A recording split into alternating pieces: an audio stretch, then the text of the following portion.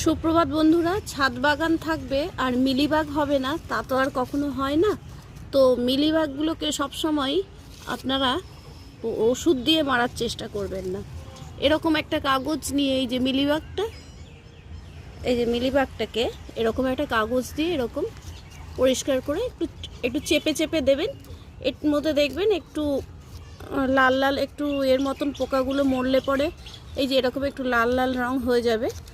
তো আসলে কি বলুন তো, মিলিবাগ পিঁপড়ে টেনে নিয়ে আসে। মিলিবাগরা নিজের থেকে হয় না গাছে, সব গাছেই কিছু না কিছু হয়। অল্প অল্প থাকতেই এইভাবে কাগজ দিয়ে মেরে ফেলবেন। তো বেশি হওয়া পর্যন্ত অপেক্ষা করবেন না, গাছের কাছাকাছি তো আমরা সবাই যাই।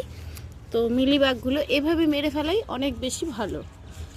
যদিও আমি এটা রোজ করি বলে আমার ছাদে এখনও গাছগুলো ফ্রেশই আছে। আর এই সময়টা মিলিবাগটা খুব বেশি হয়।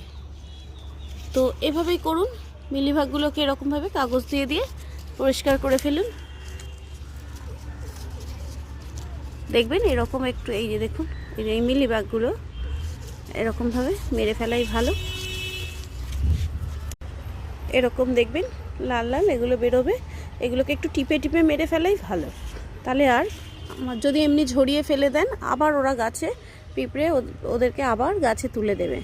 সুতরাং এভাবে চেপে চেপে মেরে ফেলুন।